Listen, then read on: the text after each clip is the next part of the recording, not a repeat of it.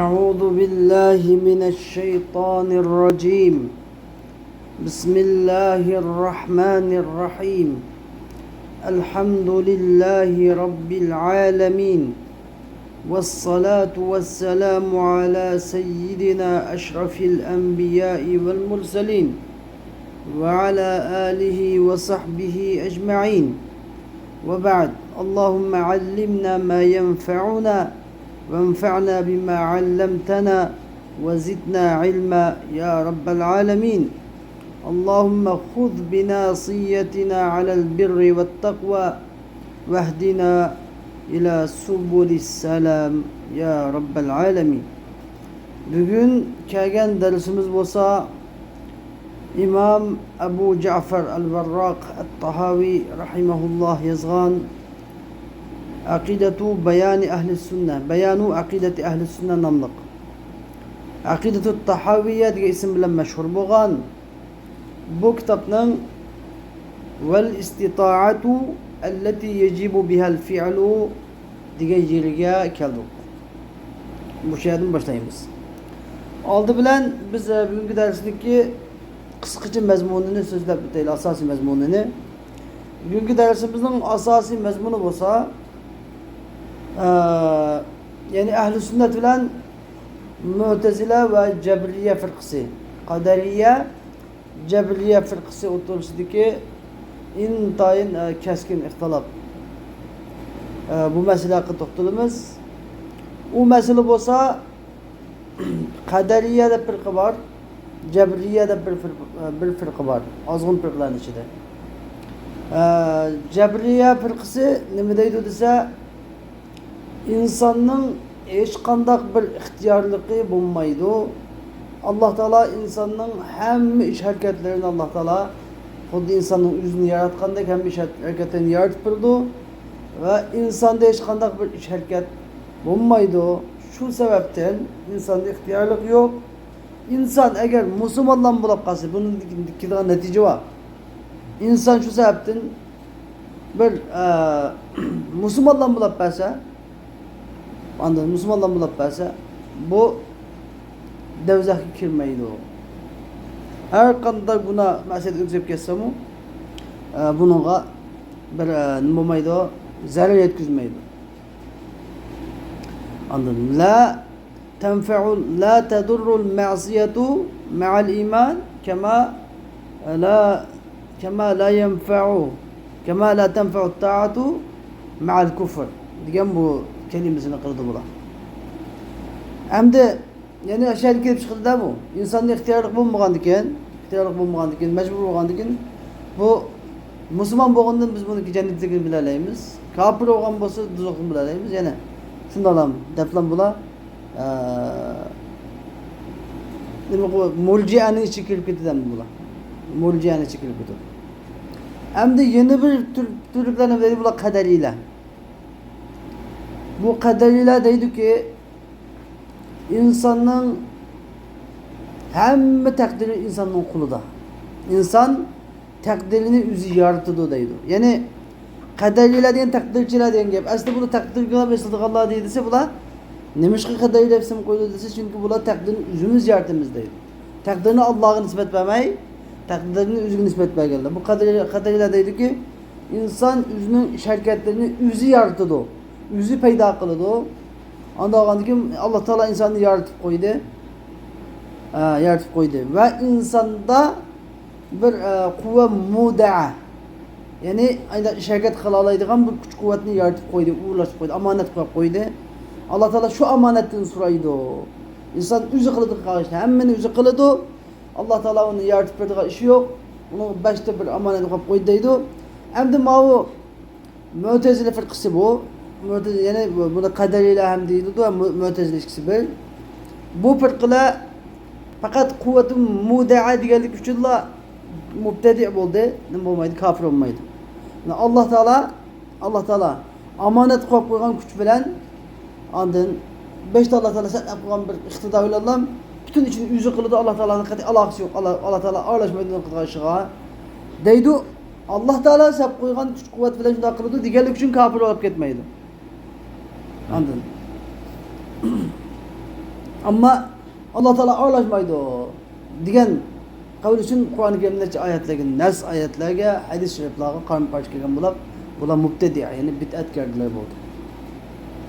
Shunga Javharatut Tavhid nima deydi? Va man yaqul bi quwwati muda'ati zaka bid'iyyun fala taltafiti. Anladın? Har qanday odam quvvati muda'a deganlar bo'lsa, buni bid'atgarchi, buni bid'atgardilar. Unga bir qarab qilsam, unda qarabmi qo'ymaganday. Anladın? Falsafachilar nima deydi? İlla ma'lul deydi. Endi bizim falsafachilar ishimiz yo'q ular to'g'risida.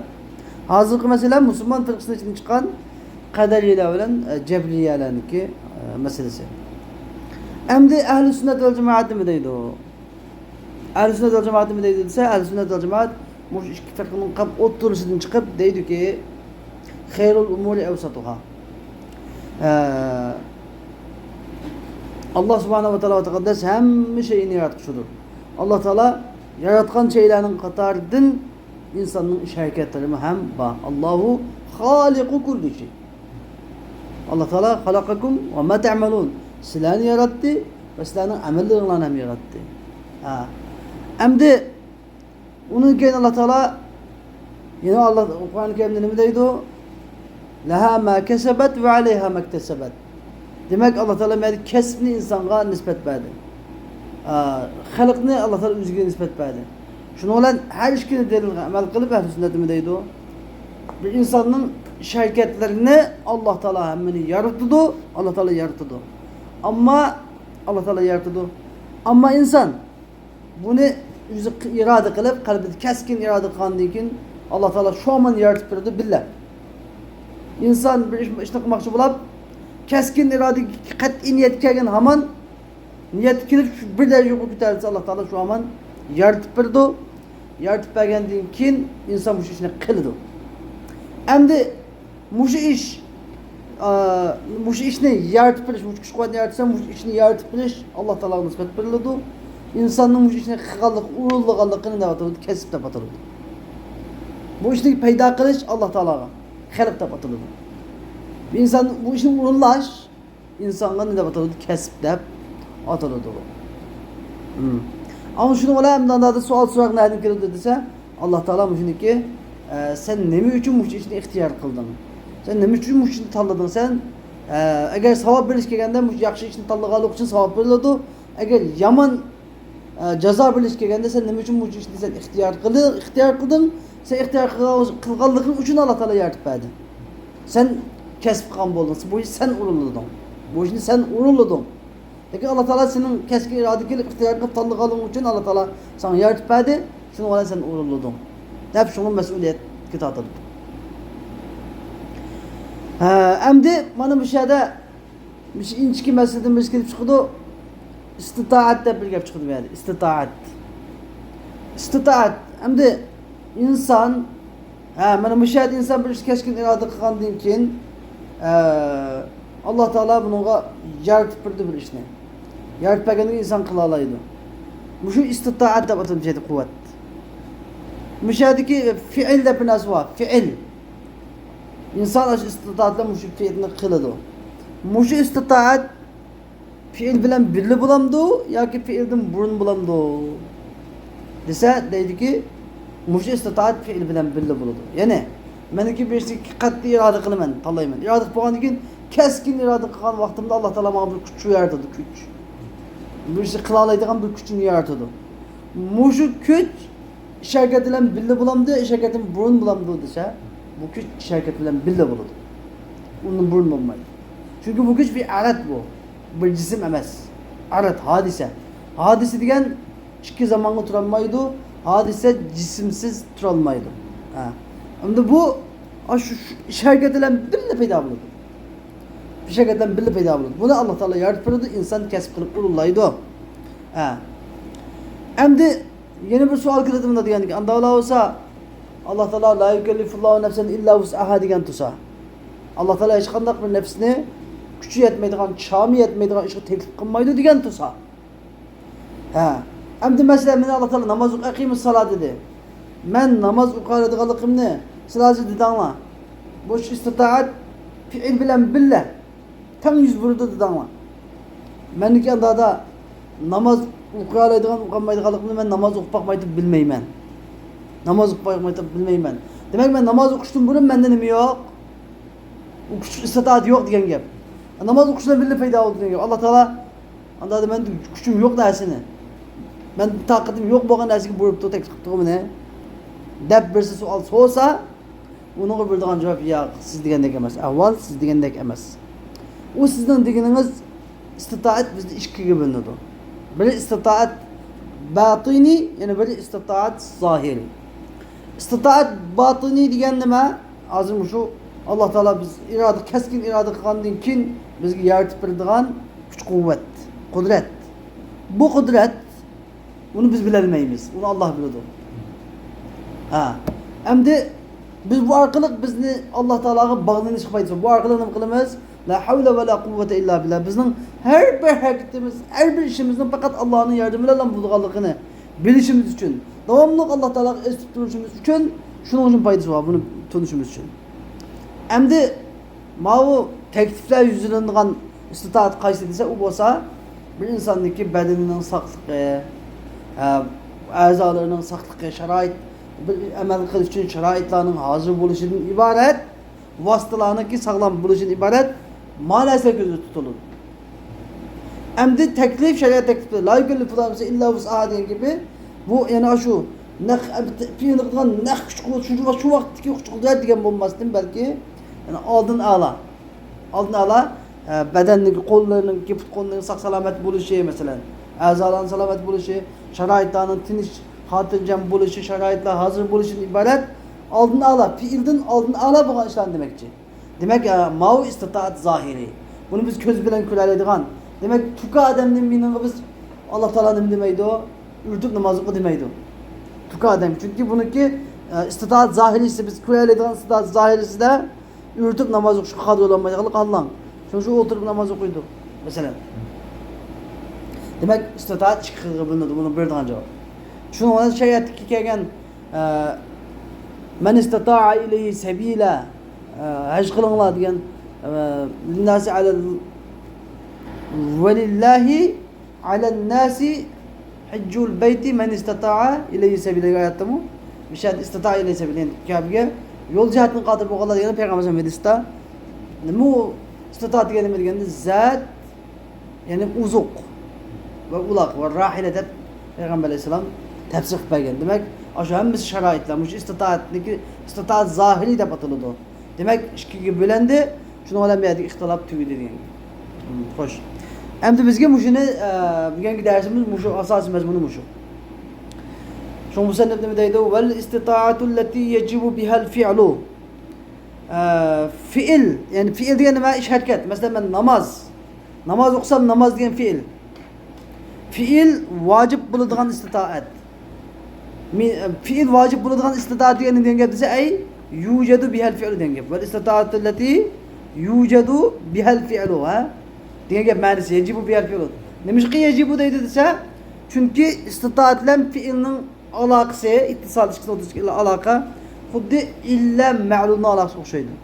Illa ma'lul. Istitaat degan nima? Illa fi'l shu ma'lul. Xuddi qo'limni uzukni meni salsam, qo'limni midlasam uzuk midilgan degan. Yani ikisi birisi-birini ayrılmaydigan. İstitaat tepildi, fiil tepiladi. İstitaat tepilmasa, fiil tepilmaydi. İstitaat bilan fiil ikisi bir narsa emas. Lekin illat ma'lum. Anda olgandan keyin istitaat degan nima desa, yajibu bihal fi'l. İstitaat shunda paydo bo'lgan hamon fiilning paydo bo'lishini bo'lgan, vojib bo'ladigan. İstitaat biz illat ma'lumni qanday tushundik? İllat bo'lsa ma'lum bo'ladi. İllat bo'lmasa ma'lum bo'lmaydi. Shunama yani al-illatu vasfun idza wujida al-hukm. İza ma wujid la yujad degan tushundigan to'q. Xuddi shuningdek. Anda olgandan keyin istitaat tepildimi? Tepilgandan keyin fi'lning mavjud bo'lishi nima? Vojib bo'ladi degan gap. Ma'nosi. Endi buni bizga tushuntirdi. Bu nimaga o'xshash desa, min masalan, min nahvi tawfiq allazi la yajuzu an yusafa al-makhluq bihi. İstitaat degan yani Qanday narsada istidat deb atalsa, masalan, min nahvi tevfik. Yani tevfikning o'qishidan iboratki, la yajuzu an yusafa al-makhluq bihi. Makhluq onun bilan sifatlanishi joiz bo'lmaydigan. Yani makhluqning anda tevfik degan narsani o'zi paydo qilishi sifatlanishi joiz bo'lmaydigan. Tevfikqa o'xshash bir kuch-quvvat taat qilishga bo'lgan, taat ibodat qilishga kuch-quvvat bo'ladigan bunda tevfikqa o'xshash kuch-quvvatning o'zi nima deb ataladi? İstitaat deb ataladi. Tevfik bilish mesela. Tevfik degan ma'nosi tevfik bilish. Buni makhluq nima qilinmaydi? Sifatlanmaydi buni. Buni xoliqlar tevfik bilish degan sifat bilan faqatla xoliq sifatlanadi. Fahiyya ma'al fi'li mana mushu istitaat hamda. Mushu Alloh taolo tevfik bilish degan gapni eshitsa, insonga bir tevfik bilinsa, bu tevfik bilish degan sifatni makhluq sifatlanmaydigan, faqat Allohdan sifatlay oladigan. Mushundaq bir kuch-quvvat bor insonda paydo bo'lgan. Mana mushu fiil bilan, harakatning o'zi bilan bilib bo'ladi. Harakatning o'zi bilan bilib bo'ladi. Va amma istitaatu min jihati sihhati vel vus'. Amma saqliq tarafidan bo'lgan vel vus' degan gap toqat tarafidan bo'lgan, cham, madar tarafidan bo'lgan va tamakkun bir narsaga qodir bo'lish tarafidan bo'lgan va salamatil alat degan gap saymallar, asvoblar, vositalarning salomat bo'lishini iborat, a'zolarning salomat bo'lishini iborat istitoat bo'lsa, fahiyya qabla al-fi'li. Bu fiildan burun bo'ladi. Xo'sh. Va biha amdi mushu fiil harakatdan burun bo'lgan badanning saqligi, kuch-quvvat, madar, sharoitlarning hozir bo'lishi, a'zolarning salomat bo'lishidan iborat. Ma istitoat mushu istitoatga xitob bağlanır. Yani hitap diyen nima? Allah Teala'nın hitabı. Hitap diyen kadar az hitap diyorsa hitap diyen ve kelamullahi Teala el-muvecceh ila ibadihi el-mukellefin bit-teklif. Hitap diyen nima? Yani Allah Teala'nın ki üzerindeki mükellef bendelerge teklif bilen qartılgan sözün ne batılıdı? Hitap da batılıdı. Anda bakanda hitap diyen emirden ne buldu? Emirden am. Emir bilen Hitabullahi Teala desek, Emrullahi Teala desek, ikisini 30 farklama dese, el-umum ve husus mutlak olur. Hitap diyen umumi bir hukum. Hitap diyen de Allah Teala mesela Allah Teala'nın hitabı diyen de emir ba, nehi ba, ibah, mubah ba, mustahapla hemmisi ba. Bunun içinde. Hitapta. Ama ne diyor çoğu? Emir diyen çoğu Allah Teala'nın bir emir geldiği zaman vaciplan ifade edilen el-emrül vücub.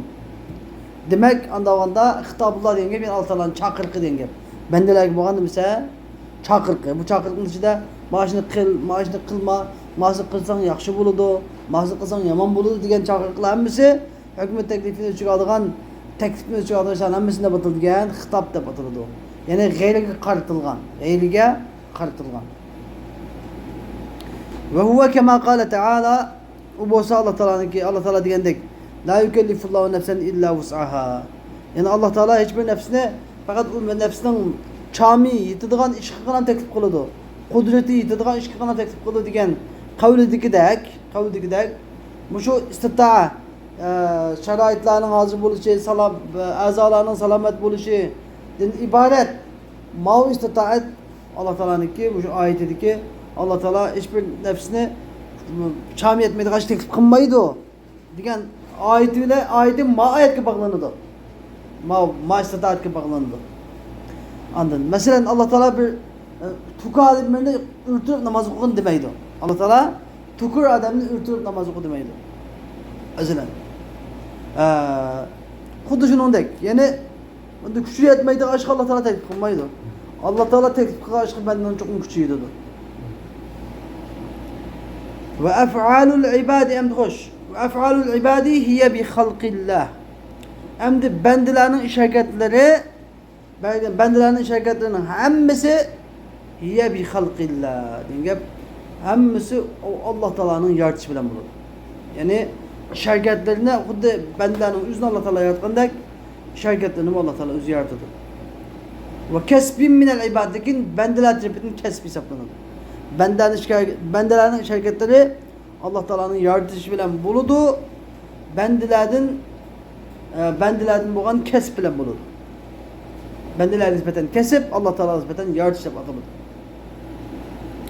Ve lem yukellifhumullahu Teala illa ma yutiqun. Allah Teala ulanı faqatla taqat keltireleydigan, şami yitidigan nersigila teklif kıldı.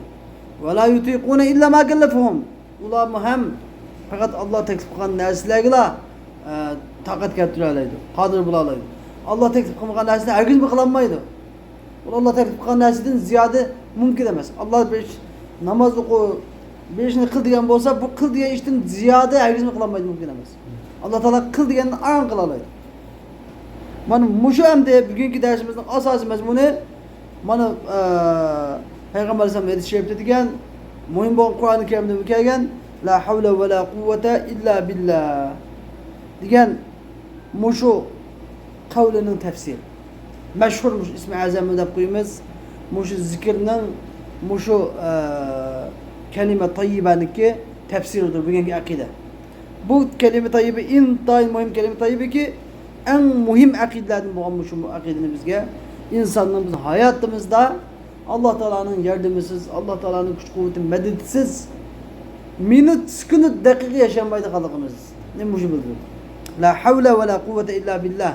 Yani diyenim Hazreti İmam Tahavi yüzü tefsir yapıp ne kul deyimiz ki la havle ve la kuvvete diyenin manisi illa billah diyenin manisi yani la havle diyenin manisi la hilete li ahadin ve la harekete li ahadin ve la tehavvule li ahadin en masiyetillahi illa bi ma'unetillah.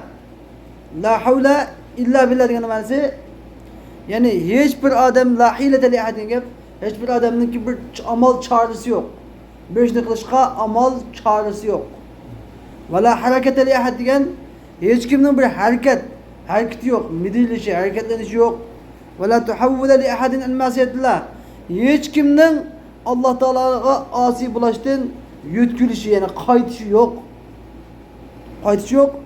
İlla bi ma'unetillah. Fakat Allah'ın yardımıyla Allah. Yani her kanda bir amal çare tedbirler olsa, her kanda bir insanın bir dünyada hareket olsa, her kanda bir adamın günah masiyetin yenişi, yütkülük, taati belki bir iş olsa, fakat Allah'ın yardımıyla Allah buludu. Allah'ın yardımsız bulunmaydı. Ve la kuvvete li ahad. La kuvvete illa billah diyen manası. Ve la kuvvete li ahadin ala ikamet taatillah. Hiç kimden Allah Teala'nın taatini berpa kılışka ve sebati aleyha. Allah Teala'nın taati üstünde müstehkem duruşka kuvveti yok. İlla bi tevfikillah. Fakat Allah'ın tevfikiyle hiç kim Allah Teala taat ibadet kılanmaydı. Allah Teala'nın taat ibadeti müstehkem duranmaydı. Fakat Allah Teala'nın tevfik hidayeti, tevfik bilişi bilen, nisf kılışı bilenla taat ibadeti üstünde müstehkem duralaydı. Bana la havle ve la kuvvete illa billah manasında İmam Tahavi biz intayın yaxşı şeyler yapıyordu. Mücadele saklıdı bu şeyden. Ne demek? La havle ve la kuvvete illa billah diyen manası la hilete li ahad ve la harekete li ahad ve la tehavvule li ahadin en masiyetillah illa bi ma'unetillah ve la kuvvete li ahad ala ikameti taatillah ve sebati aleyha illa bi tevfikillah. Müşid şerhinden şu da yerine koyacak olur. Ve kullu şeyin yecri bi meşiyetillahi teala ve ilmihi ve kadaihi ve kaderi. Her şeyi Allah Teala'nın haişi, Allah Teala'nın ilmi, kaza, kaderi bilen buludur. Cari buludur. Her bir şeyi Allah Teala'nın haişi, Allah Teala'nın halamasın hiç kandak bulmaydı. Ve ma teşaune illa en yeşâallah. İlla en yeşâallahu rabbul alemin. Galabet meşiyetuhu el meşiati kulliha. Allah Teala'nın haişlerinin hemmesi galip oldu. Ve galabe kadauhu el hiyele kullaha. Allah Teala'nın kaza ve kaderi çare tedbir amal çarelerinin hemmesinden üstün geldi. Yef'alu ma yeşâ ve huve gayru zalimin ebeda. Allah Teala nemini halis şunu kılıdı. Halbuki Allah Teala ebeda asla zalim emestir. Çünkü zulüm kılış için gayrinin mülküde iş kılış gerek. Allah Teala demiş kız üzünün mülküde kıldı. Onu kendiden Allah Teala zulüm diyen ve nesini üzünün cahil koymayı başka yaklaşan. Allah Teala hikmetli zat her nesini üzünün cahil koydu, her gün zulüm kılmaydı. Tekaddese an kulli su'in ve haynin. Allah Teala her bir kapılık yaman afetten ve hayn halak ettin.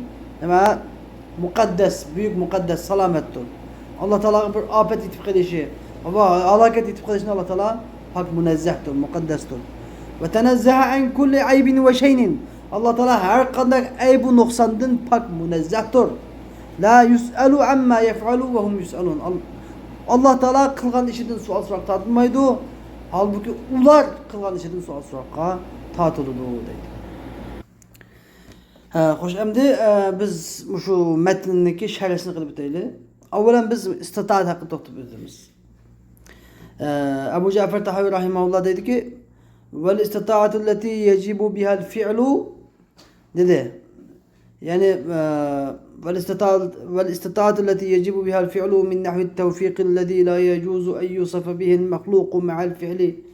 Ve ammal istitaatu min cihati sihhati vel vus'i ve temkini ve sihhatil alat وهي قبل الفعل وهو كما قال الله تعالى لا يكلف الله نفسا إلا وسعها degan mushu qavliniki, mushu so'zininki sharhisamdir.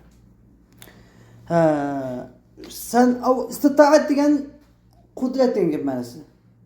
Masalan, istita'a qadara. Istita'a an yef'al, qadara an yef'al. İkisi bir ma'noda.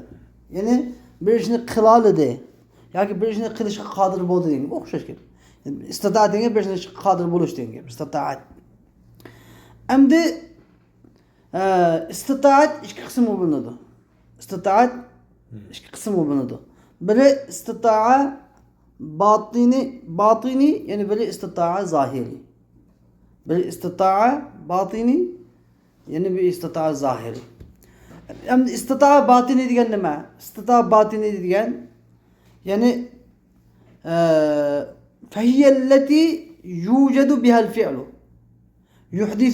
يحدثها الله تعالى مقرونة بالفعل. استطاع الظاهر باطني diyenimiz yani muşu istitaatla fiil barlıq kilidir. Bu istitaatını Allah Teala fiil bilen bille payda qildi. Bu istitaat ne? Yani bu kuch kuvvet ne? Kuch kuvvet deb tushunsan bo'ladi. Bu kuch kuvvet ne? Yani şu işni qilishga bo'lgan kuch quvvatni Allah Teala qachon yaratib berdi? Shu ish bilan birga, shu ishning o'zi, harakatning o'zi bilan birga paydo qilib berdi. Masalan, namoz. Namoz fi'l. Bizniki namozga bir harakatni kitobidir. Bu shu namoz o'qishga bo'lgan bizning bir kuch quvvatimiz bor.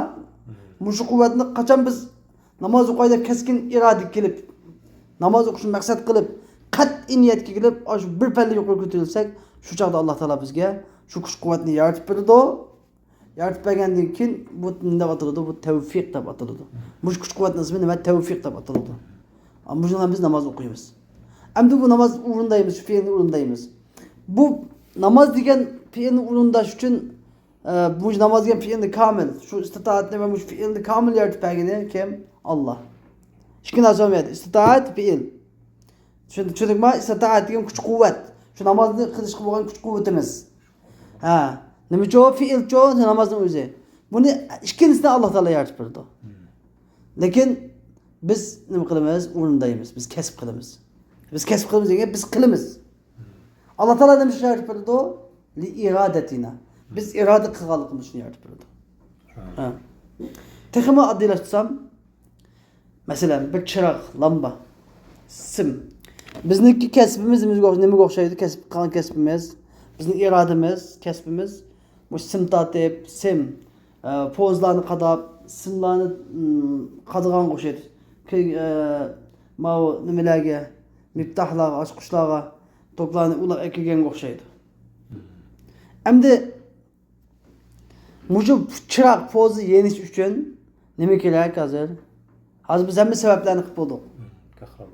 Tok kerak. Kahraba. Bu tok Allah Teala tepin kelgan istitaat, kuch quvvat tufayli. Allah Teala bizga yaratib bergan kuch quvvat. Mush tok bo'lmasa, maqan jism tatib ketgan bilan yanamdi bo'lsa, yanmaydi. Mush kuch quvvatni o'zida misol shu. Endi Allah Teala mushu poza, hamma narsa Allah yaratgan. Lekin kuch quvvatni Allah Teala biz iroda qilyapmiz. Men nimani basay deb shu nima deymiz buni endi? Ochqichni basay deb Şunda başka vaktimizde Allah Teala ne mukbil bizge yüklü çatlığını başka vaktimizde Allah Teala bizge tokni ne mukbil o yaratıp verdi şey. Bu ne demekçi? Yani bu şu istitaat kaçan buludu dese fiil bilen belli buludu. Fiilin aldığı baldırmamaz kiyinmemez. Müşkaf çünkü alet bu. Alet, hadis. Hadis degan ikki zamanға qanmaydı. İkki zamanға qanmağalık üçün payda bolğan haman fiil yüz buludu. Adı ikki zaman qanmaydı. Emdi fefit taat ibadetlerde bu müşü istitaatın da batılıdı, tevfik de batılıdı. Eğer biz bende qılmaqçı bolğan şey taat ibadet bolsa Allah Taala ne verpegen istitaatın da batılıdı, tevfik de batılıdı. Ama günah məsiyetlerdi çoğu. Günah məsiyetleri de olsa Allah Teala'nın yartıfegen bu istitaatın da batılıdı, hızlan da batılıdı. Günah məsiyet, bende günah məsiyet qılmaqçı olsa Allah Teala'nın yartıfegini hızlan buludu. Ama bu tevfik hızlan bilen məxluq sıfatlanmaydı. Çünkü tevfik biliş, vazgeçiş degen sıfatla məxluqun sıfatı emas, Allah'ın sıfatı. Allah tevfik bildi, Allah vazgeçiyordu. Yani bende Allah tevfik beğendiğin benden ne kılıdı, taat ibadet kılıdı. Allah vazgeçkendiğin, taşıp etkendiğin benden ne kılıdı, günah masiyet kılıdı. Hoş, emdi muşu istitaatının üzeri fiil bilen billah, xuddi barmaktaki yüzükün midiliğine okşaş. Barmak midilse, yüzük billi midiliğine okşaş. Yani illa ma'lul. Birbirine acımaydı. İstitaat buldu mu, ne buldu? Fiil buludu. İstitaat bulmasa fiil bulmaydı. Anlamız gerek. Emdi Tayyip anda olganda bunun hikmeti nime? Nime üçün bu hiç qanday bir işimiz üzümüz kılamayımız? Nime üçün aşu Allah Teala etmemiz kılamayımız? Nime hikmeti var dese? Bunun hikmeti bende devamlık Allah Teala'nın tevfikine muhtaç ekanligini bilişi. Allah Teala'nın xahişi, Allah Teala'nın bendeki devamlı kollab kuvvetlişi, muhafizat kılışı, hatircem saklap asrışı, devamlı ihtiyaç gece mümkündüz. Her lahzada ihtiyaç ekanligini bilip duruşu. Bunun delili nime? Çünkü Allah Teala ne dedi? وَمَا تَشَاءُونَ اِلَّا اَنْ يَشَاءَ اللّٰهُ رَبُّ الْعَالَمِينَ. Sile Allah halıqandılık halayla sile diyengem. Emdi müşahede ini bir inçiki bir mesele çıkıdı. Bu ne cekademli bilenmeydi. Bu Allah Teala halımız biz hazır bu işlahane mesela. Bu taat ibadet istitaat yani biz halıqanda peyda Allah Teala biz irade kandinkin yarat birdiken. Andağında biz bunu irade Allah Teala irade kılmasa biz irade kılamaydık emmiyiz. Halamaydık emmiyiz. Bu bir ne bulaqamamdı o yani. Bu icbarla qılmamdı o. Mecburlaşla qılmamdı bu. Deb bir sual koysa bunu bildiğin cevap Allah Teala özünün ilmi ezeliyesi bilen bizdeki cüzi ihtiyarımız, öz ihtiyarlığımız bilen bunda işte irade kıldıqlığımızı ezelden nima qildi bildi. Em bilgendikin Allah Teala'nın ilmi kadimi bolgandak Allah Teala'nın xahişi bu nima? Kadimi. Mana bilish kerak. Meşiyetullah. Allah Teala'nın xahişi bu nima? Kadimi. Allah Teala kadimidan tatip, ezelden tatip bizga bizniki müdaşni irade kıldığımızı bilip bolğunudak Allah Teala ezelden şu işini bizga ne qılarlar? Xalap bularlar. Endi bunu qachon xalalık dese, yani vaqta vujudihi. Bulduğu vaqtida. Şu işten bizning şu xahişimizni qachon xalaydigan vaqtimizda ezelden Allah Teala mesela 2026 yılı 2. ay yoki 8. ayının mancıncı günü. 8. ayının mancıncı günü palançı bunda işini xalaydı deb Allah Teala xalap bularlar. Qadimdan tatib. Anda olgandaki bizning xahişimiz emas, qancha xalasak mı? Nimaga tava bo'ldi ekan? Allah Teala'nın xahişiga tava. Çünkü Allah Teala'nın xahişi qadim, bizning xahişimiz nima? Hadis. Endi Allah Teala nimishqa icbar bu mecburlaşılmaydı dese, nimishqa mecburlaşılmaydı dese, çünkü Allah Teala bunu bizga bir mecburluğa yo'q. Yani Allah Teala ilmi ezeliyesi bilen bizning bunda ishni xalaydiganligimizni biladi. Bilganlik uchun Allah Teala'nın kuch kuvvet medet bilishsiz hech qanday ish bo'lmagandan Allah Teala azaldan tatib nima? Palani chaqda bunda ishni xalig'in deb Allah Teala xalib etgan. Allah şundan bunda chaqda xalaydi, bende xalaydi şu chaqda uni kendin Allah Teala bende xalgandan keyin bende xalaş bilen birge kalgandan keyin aş rasmiy kuch quvvatlik qat'iy iroda bo'lgandan keyin Alloh taolo bunga istitoatni yaratdi. Mushu istitoat bilan birga shu ish harakatni o'zini birga vujudga keladi. Endi mushu ish harakatning o'zi komil Alloh taoloninki maxluqi bo'ladi, bandaninki maksubi bo'ladi, bandaninki kasbi bo'ladi. Tushundingizmi endi? Endi bandaning hech qachon bir filmni ijod qilish yo'qlikdan barliqqa keltirish mustaqilligi yo'q. Banda her lahzada, her dem, her minut, her daqiqada Allohga muhtoj. Mana mushu ubudiyatning haqiqatidir. Ubudiyya ve iftikar. Allah Teala haqiqiy ehtiyojlikni, haqiqiy muhtojligimizni, haqiqiy bandikanligimizni mohiyati mana mushu. Allah Teala nima deydi o? Entumul fuqara'u ilallah. Vallahu huvel ganiyul hamid. Entumul fuqara. Allah bihacet sile muhtaç Allah'a. Sile her daim Allah'a muhtaç sile. Bir minut sıkılıp Allah Teala'nın ki medetsiz güç kuvvetsiz sile yaşayamayız, turamayız sile. Endi mushu qavlda Mu'tazilining qavliga keladi deyapman. Bu nima deydi o?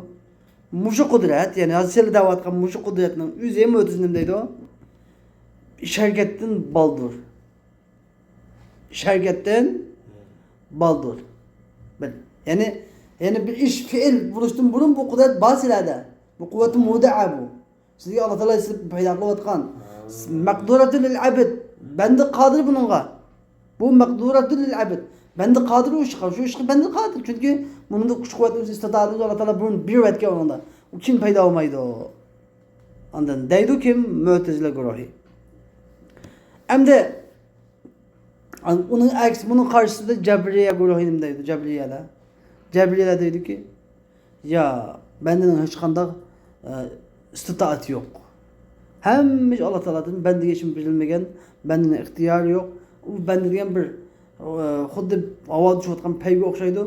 Xuddi bir titrek besip mında cugcuk alışkan titregen çağda öz ihtiyarsız halda titrep ketkende bütün şirketler benden ki aynı ihtiyarsız dep şunda deydi Cebriye'ler. Hem de biz istitaat ve istitaat batini, istitaat zahiri bir şey böldük ha. İstitaat zahiri dediğimiz yani insandaki bir kılaliş terbiyetin boğan, azalarının salamet boğan, azaları salamet buluş cihetin boğan ve şaraitinin hazır boğan cihetin boğan, mavu cihetin boğan kudret ne batılıdı? İstitaat zahiri buludu. Hem de mavi istitaat bolsa, mavi güç kuvvet bolsa bu kudret nemeden fiilden baldır buludu. Bila ihtilaf. Mavi kudret fiilden, şirketten baldır buludu. Ve şeriatniki tekstifimu muşuk güç kudret gene. Şirketin baldır babı boğan ten, salametten, tutkunun salametki közünün kürdüğün, kuluk anlaydığın, yapılaydığın, şerait hazır boğan muşu aletki şeriat tekstif buludu. Çünkü Allah Teala'nın hitabı şu istitaatke, ikinci türlük istitaatke alakadar. Çünkü birinci istitaat batini o, mehfi. Bunu bende bilenmeydi. Ben azim müşkat namaz okuyacağım şükürken, şu namaz okuyalışını okumasını Allah üzümde tutur. Ya angıcı ile kalam deme, ya angıcı bir kisalı bir kalam deme, ya Allah Teala küçük kalbi bu kalam deme onu üzümde tutur. Allah Teala üzümde tutur. Hem de Allah Teala'nın üzümden bir tıkan bende bilmeydi karşı Allah Teala teklif kılmaydı. Bizim bendilerimiz bilalediğin zahiri iş teklif kıldı. Hem de her kanlı adam mesela ibadet kılalaydıgan, ibadet kılış kadir olsa, namaz, roza, hacdin ibadet kılış kadir adam olsa, anda bu kadir diyen yani mesela namaz okuş için bedelleri sak olsa, aklı selamet olsa, futkolları selamet olsa, onu geleden mesela namaz okuyalaydı, paç kısak olsa ürtürüp kıyam okuyalaydı, mesela paç kutuka olsa oturup koydu. Eğer ki salap kılgan olsa, ben ürtüremeyiz ama şerait koydu mesela. Anladın? Şerait karayımız şu şeraitka. Şeriat şunun şeraitiga karaydı. Şunun şeraiti karab teklif kılındı. Hacda mesela yol uzuqi ve sefer kılışqı tegişte ulaq hem narsada joyi yol uçuq bo'lganda aman bo'lgan vaqtida andan qilalaydi, shariat teklif qiladi. Shunga o'xshash. Ama Allah Teala'nınki la yukellifullahu nefsen illa vus'aha degan qavli, yani teklif degan faqatlam insonniki istitaat zahirisiga binoan kuch quvvati yetaladigan narsaga ham taklif qilinganligining dalili. Anladın? Ma istitaat dahiliga emas. Mayadiki la yukellifullahu nefsen degan oyat nimaga qartilgan emas? Istitaat batiniga qartilgan emas, balki istitaat nimaga zahiriga qartilgan. Endi bu yerda biz Ash'arilar bilan bizningki Maturidilarning o'rtasida bir ixtilof bor shu masalada. Ash'arilar nima deydi o? Ular caizun yacuzu tekliful abdi bima la yutaq deydi. Ash'arilar. Yacuzu tekliful abdi bima la yutaq. Lakin Maturidilar şu la yacuz. La yacuzu tekliful abdi bima la yutaq. Yani Ash'arilar Allah Teala'nınki bendisini takat getirmeydiğin narsaga teklif qilish joiz bo'ladi deydi kimlar Ash'arilar. Ammo Maturidilar nima deydi? Ya Allah Teala'nın bendelerini quvvat yetmeydiğin, chami yetmeydiğin ishga teklif qilish joiz bo'lmaydi deydi. Endi Allah Teala o'zi uçukta ayetdi. Teklif biz kuch yetmeydiğin ishga teklif qilmaymiz deb. Anda olgandan ayetlerindeki mesela Rabbena la tuhammilna ma la taqata lana degan ayetlarning o'zi bizning taqatimiz yo'q narsa bizga atmag'in degani, ya'ni Ash'arilar nima deydi o oyatning o'zidan? Ey Rabbimiz bizning taqatimiz yetmaydigan bizga atmiz degan duoni qilganda Alloh taolo taqat etmaydigan narsani atib qo'yish joiz desa, Maturidilar qo'ymaydi. Bu oyatning ma'nosi anda degani, ya'ni masalan Alloh taolo bizni oldini ola masalan Uhud tog'i deymiz ha. Uhud tog'ini kutagin deb bo'lmaydi. Allah Teala la ya'murullah ala hamli Jabal Uhud yani. Yani Uhud tağını kütagin de buyurmaydı. Lakin bir adamni Uhud tağının aslında busulup koyuş mümkün. Bir adamın tüpske Uhud tağıda çok bir tağdırmayla atıp öldürüp yetişi mümkün. Yani atıp koyuş mümkün yani. Bu atıp koyalığın özü onu teklif koyalığın kütagin de teklif koyalığın emez. Kıyamet günü Allah Teala mesela bir adam tağının aslında besikap ölgen bolsa mesela kümek alıp kümekanın aslında besikap ölgen bolsa bir adam Allah Teala hey sen nemiş kümekanını kütülenmedin da sormaydı Allah Teala. Çünkü teklif emez o. Ona bir musibet gelip kaldı Allah Teala onun derecesi katı kıldı. Anladın? Bu da düşündüğün gibi. Yani bizgi kütülen takat kılamaydıgan balan yüklemesen diğerlikinin manisi ayetin manisi Allah Teala takat getirmeydigan dersigi yükleydi diğerlik emez. Belki xuddi mesela musibet cihattin mesela. Aynı xuddi bir adam kalısı taq besölü bilip qalgan değil mesela. Andın bundan musibetlerni bizga bämisan degan bo'ldi ma'nosi deydi. Endi musannifning ve af'alul ibad bi xalqillahi taala ve kesbi minel ibad. Allah Teala'nın bendelerinin iş hareketleri Allah Teala'nın yaratışı bilen bendelerinin kesbi bilen bunu doğru degeni. Bunundan bir Mu'tezile Cebriye'ye reddiye bakmak oldu. Çünkü Mu'tezile ne deydi? O deydi ki ef'alul ibad bi halqihim. Bendelerinin şirketleri ulanın üzünün yardışıyla buludu. Allah Teala nefsen emez. Ula üzünün işini üzü kılıdı. Üzünün takdirini üzü yazıdı deydi Mu'tezile. Şunun kartı Allah Teala cezamı kapatmadı o. O üzü kıkandıkken Allah Teala'nın cezamı kapatmadı. Bu mesela adlık olmaydı. Allah Teala üzü yardış bilip üzü cezamı kapatmasa bu adlık olmaydı deydi kimler? Mu'tezile. Şu üzü ehl-i adil de bataydı. Biz ne? Ehl-i cevir de bataydı. Ama Cebriye'ler cüdüse ula dedi ki ef'aluhum bi halqillah. Ulanın şirketlerimiz Allah Teala'nın yardışıyla buludu. La kesbelil ibadi fi. Bendilerinin bu şirketlerde kesbi yok. Hiç kadar alakası yok. Bu ihtivala ihtiyar. İhtiyar hem yok. Deydi. İhtiyar hem yok. Dep ula Allah Teala yardıdı diyenler Allah Teala yardı diyen denini getirdi.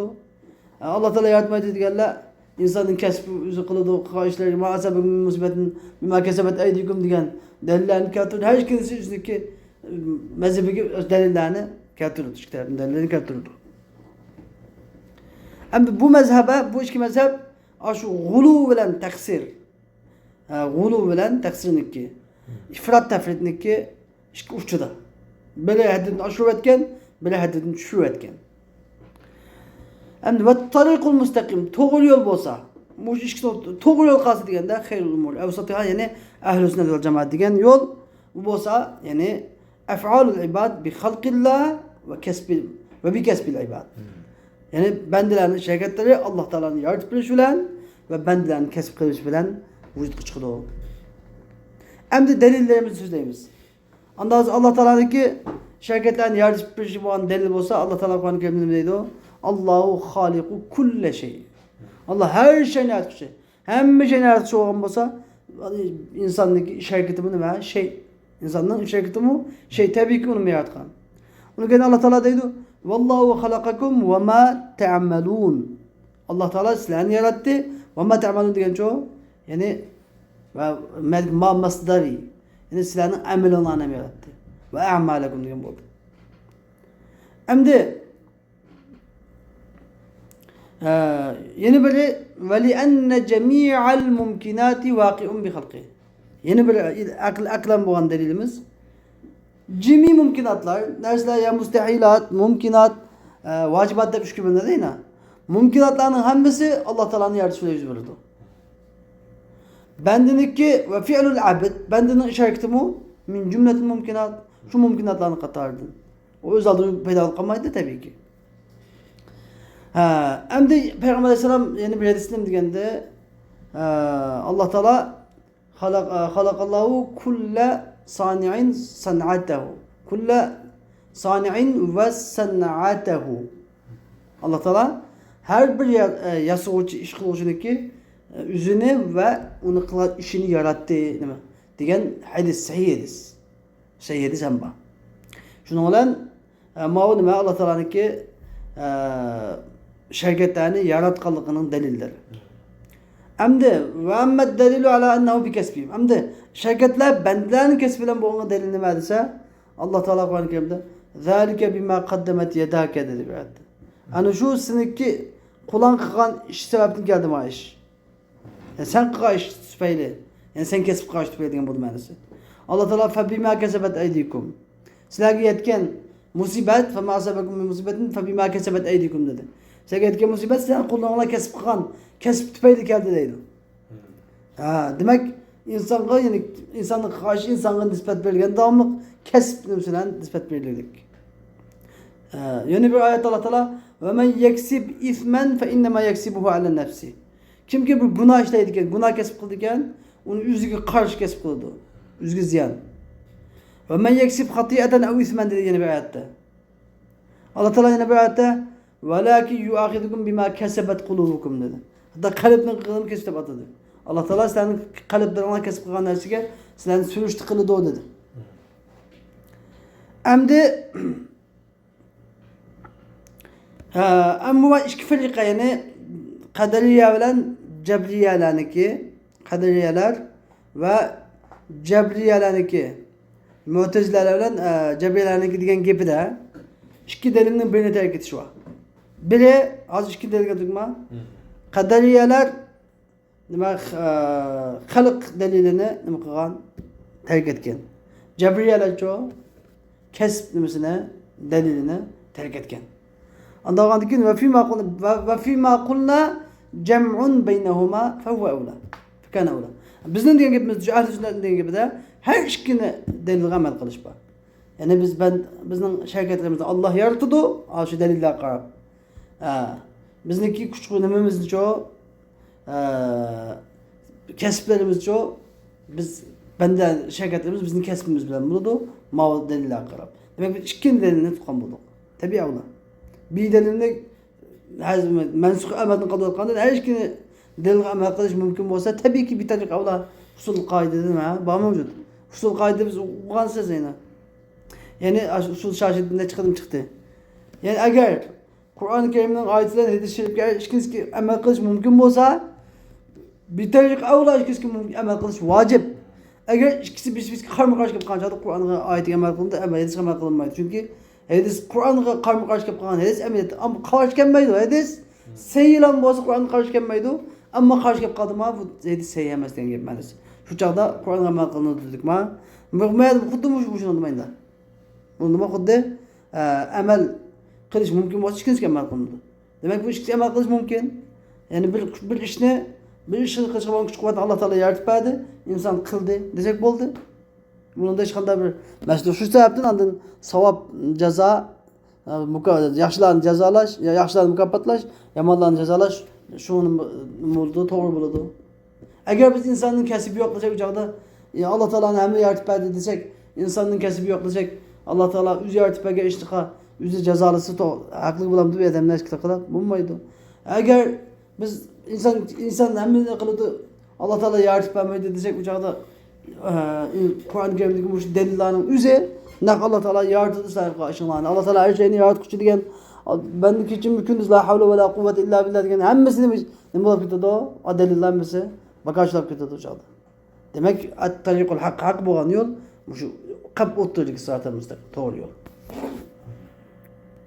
Hem de bu musannefdeki ve lem yukellifhumullahu illa ma yutiqun ve la yutiquna illa ma kellefehumullah. وهو تفسير لا حول ولا قوة إلا بالله العلي العظيم. Yani Allah Teala ulanın takat götürmediğine nas teklif kılmadı. Ula Allah Teala teklif kılmagan nasiga takat götürmeydi. Mana bu la havle ve la kuvvete illa billahi el azim degandeki bugünkü bu dersimizin özü la havle ve la kuvvete illa billahi el azim'nin tefsiri doğru. Ne için bu akide ulemaları mühne edip durdu. Ne biçim de durdu? Çünkü insan üzündeki aynı vasıtaları, azaları, karab istitaatları kılan işin üzerine insan yüz yalğız kılan emez. Yalğız kılan emez. Ne biçim yalğız kılan emez? Çünkü eğer Allah Teala'nın yardım kıyamet karşısında insan müstakil kılamaydı o şey karşısına. Hiç karşısına. Anda oğandikin bunu işini insan yaratıcı olmaydı. Halık olmaydı. Belki kasb yani kesb kan buludu. Bunu mu kesb kılış ihtiyarlığı var? İhtiyarlığı olgandikin Allah Teala müşün çıkan ihtiyarını soraydı. Kılıp ihtiyar kılıp kılgan kesibini soraydı. Kıyamet günü Allah Teala bu ihtiyar kılıp kılgan kesibiden soraydı. İnsanğa tallaş hukuku verilgen. İnsanğa tallaş hukuku verilgen. Hem var la havle ve la kuvvete illa billah tefsir edigini la havle la hilete li ahad la harekete li ahad la tahavvule masiyetle illa bi ismetillah. Yani hiç kim Allah Teala'nın ki günah Allah Teala asi ulaştın, günah mesiyet ötküzep söyleştin, Allah Teala saklamasın, saklanmaydı. Bir adam ben günah kılmaydı, la havle diyen gibi. Yani bir adam ben günah kılmaydı, Allah Teala saklaması saklanmaydı. Çokum Allah Teala saklagandılar, günah mesiyetini saklanaydı. Ve la kuvvete diyeni yani ve la kuvvete li ahad ala taatillah illa bi ma'unetillah. Yani hiç kim Allah Teala yardım kılmasa taat amel ibadet ki güç kuvvetle kılanmaydı, tapanmaydı. Anladın? Allah Teala taat ibadet güç kuvvet fakat Allah'ın yardımıyla Allah'ın. Allah yardım bergende tevfik bergenden taat ibadet güç kuvvet kıldı. Bana bu şu bendecilikne hakikati bana bu şu. Bende devamlı 360 gün Allah Teala'nın muhtaçlığını bildirip duruş gerek. Şu sebepten Peygamber Aleyhisselam Seyyid Edis'in diyeni de la havle ve la kuvvete illa billah, la havle ve la kuvvete illa billah. Bu kenzem min kunuzil cennet. Cennetinin hazinelerinden bir hazinedir. Her bir adam kaçam la havle ve la kuvvete illa billah dese onun cennetin hürmeti kılıdır. Onun kendiden la havle ve la kuvvete illa billah el-azim diyeceğim de savabı diyenle biz ise laplanmayımız. Bunda ulu katta cennetin baylık olan bunda kelime ne diyeceğim bizim manisi bunda çok. Çok ince bir akidenin ölçü ağında bu. İnsan dünyada öz aldığına hem bir şey men kıldım, men taptım emez. Hem bir şey Allah Teala'nın yardımıyla mutkallıkını. Bunu biliş gerek. Yüzünün inta aciz bir mahluk kendini biliş gerek insan. Hem de ve kullu şeyin yecri bi meşiyetillahi ve ilmihi ve kaderihi ve kadaihi. فغلبت مشيئته المشيئات كلها وغلب قضاؤه والحيل كلها يفعل الله ما يشاء وهو غير ظالم أبدا لا يسأل عما يفعل وهم يسألون diyen ma kavle hemmesi bunu tefsirini 5'i de tefsir size bitip olduk. Bugünkü dersimiz bir şey oldu ve ahir davana elhamdülillahi rabbil alemin.